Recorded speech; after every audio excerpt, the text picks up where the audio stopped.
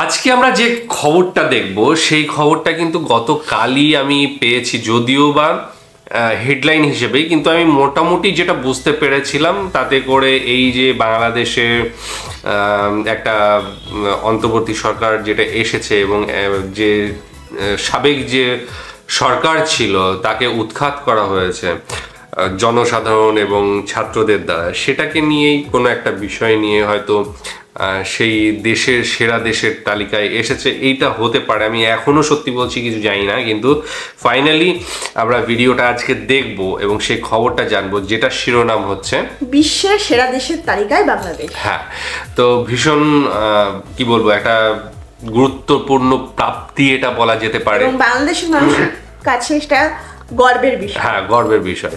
তো যাই হোক, ডেসক্রিপশন বক্সে লিঙ্ক দিয়ে রাখবো, সেখানে গিয়ে অরিজিনাল ভিডিওটা দেখো, সাথে সাথে চ্যানেলটাকে লাইক শেয়ার সাবস্ক্রাইব করে দিও। ব্রিটিশ সাময়িকী দ্য ইকোনমিক্সের বিচারে 2024 সালে সেরা দেশের তালিকায় উঠে এসেছে বাংলাদেশ।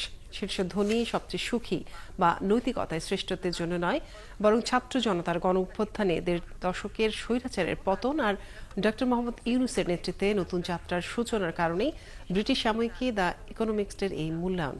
আরো জানাচ্ছেন মির্জা ইমতিয়াজ।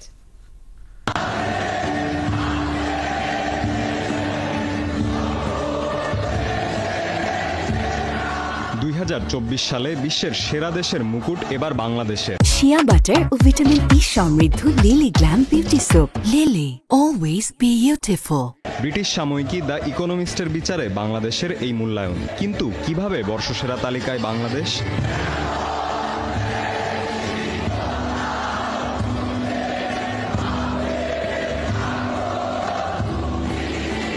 ইকোনমিস্ট বলছে শীর্ষ ধনী, সবচেয়ে সুখী বা নৈতিকভাবে শ্রেষ্ঠ এমন কোনো বিবেচনায় নয়, বরং গেল 1 বছরে সবচেয়ে বেশি উন্নতি যে দেশের সেটিকেই বর্ষসেরা বিবেচনা করে দ্য ইকোনমিস্ট।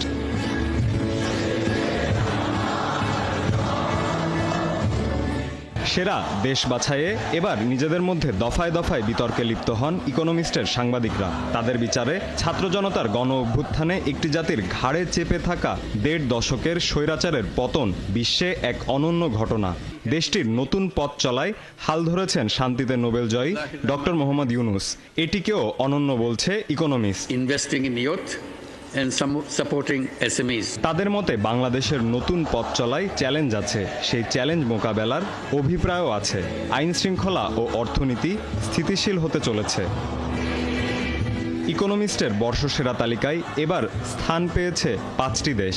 দীর্ঘ 5 দশকের স্বৈরশাসনের পতন ঘটিয়ে দ্বিতীয় স্থানে রয়েছে সিরিয়া।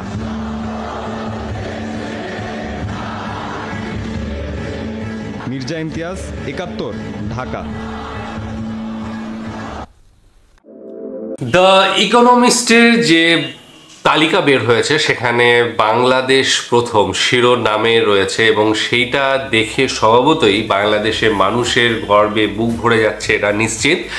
এবং সকল দেশের রানী সেজে আমার জন্মভূমি এবং সেটা যে বাংলাদেশ, সেটা এক কথায় অনবদ্য লাগছে যখনই গানটা হচ্ছে। এই জাতীয় সঙ্গীত নিয়ে পরিবর্তন নিয়েও অনেক কথা হয়েছে যখন গণ অভ্যুত্থান চলছিল, এবং সেটা যে কতদূর এগিয়েছে আবার যারা নেই সেটা নিয়ে আর রিপোর্টও হয় না বা কোনো প্রতিবেদন দেখতে পাই না, সংবাদ দেখতে পাই না। এক সময় অনেক হয়েছিল যে যেটা জাতীয় সঙ্গীতটা চেঞ্জ করতে হবে। তো আমরা যেটা দেখলাম যে ইকোনমিস্টের যে তালিকা করা হয়েছে সেখানে প্রথম স্থানে রয়েছে বাংলাদেশ এবং দ্বিতীয় স্থানে সিরিয়া। তো যেটা প্রতিবেদনে প্রথমেই বলা হলো সেটা হচ্ছে যে আর্থিক দিক থেকে নয়, সুখীর দিক থেকে নয়, বা অন্যান্য যে সমস্ত স্ট্যান্ডার্ড রয়েছে মানব সম্পদ সেসব দিক থেকে নয়, একদম গোটা দেশ হিসেবে একটা গণ অভ্যুত্থানের মাধ্যমে যেভাবে একটা সরকারের পতন, একটা কি বলবো স্বৈর শাসকের পতন হয়েছে সেটাকেই তুলে ধরা হয়েছে। এর কারণ হচ্ছে মেনলি এই টপিকটাকেই মেন ধরা হয়েছে, কারণ আমরা দ্বিতীয় স্থানেই দেখতে পাচ্ছি সিরিয়াকে। সেখানেও কিন্তু কিছুদিন আগে একই ঘটনা ঘটলো। বাসার আল আসাদের যে ঘটনা ঘটলো, সে পালিয়ে গেল। তো এই ঘটনাকে কেন্দ্র করেই কিন্তু আমরা আজকে দেখছি যে বাংলাদেশ প্রথম রয়েছে, স্থানাধিকার করেছে এবং দ্বিতীয়তেই রয়েছে সিরিয়া। এটা অবশ্যই একটা গর্বের জিনিস যে কোনো মানে তালিকায় যদি কোন নিজের দেশ সারা বিশ্বের মধ্যে প্রথমে দেখা যায়, তাহলে সেটা অবশ্যই মাথা উঁচু করার মতো একটা ঘটনা।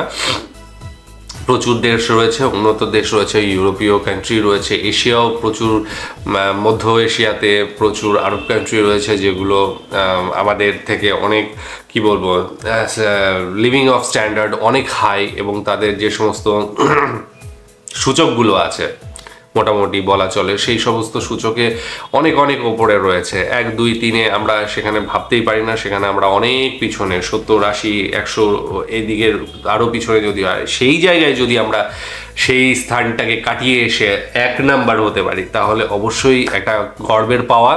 এই পাওয়াটা অবশ্যই বাংলাদেশের সাধারণ জনগণের এবং ছাত্র সমাজের, তারা এতদিন ধরে চেষ্টা করেছে বলেই আজকে বাংলাদেশ এই স্বাধীনতাটা পেয়েছে, এবং যে সোনালী ভবিষ্যতের দিকে এগিয়ে যাওয়া, সেই এগিয়ে যাওয়াটা কিন্তু শুরু হয়ে গিয়েছে, এবং সেটা হয়েছে একজন কি বলবো নীতি নির্ধারক এবং সাথে সাথে বিশ্বে শান্তির জন্য নোবেল বিজেতা ডক্টর ইউনূসের মাধ্যমেই, হাত ধরেই, এবং বাংলাদেশ যে আরো এগিয়ে যাবে এটা কোনো দ্বিধা নেই, সন্দেহ নেই। আমরা দেখতেই পাবো হয়তো বা আর 2-4 বছর পরে বাংলাদেশ আরো অনেক ভিডিও আনবে যেখানে তালিকায় সব প্যারামিটারেই হয়তো দেখা গেল প্রথমে রয়েছে। তো যাই হোক, তোমাদের কেমন লেগেছে অবশ্যই জানাবে, তোমাদের মতামত অবশ্যই জানাবে, কেমন লাগলো আজকে ভিডিও অবশ্যই জানাবে। আর বিশেষ কিছু না, আজকের মতো এখানেই শেষ করছি। আগামী দিন আবার আসবো অন্য কোনো ভিডিও নিয়ে, ততক্ষণের জন্য স্টে টিউনড।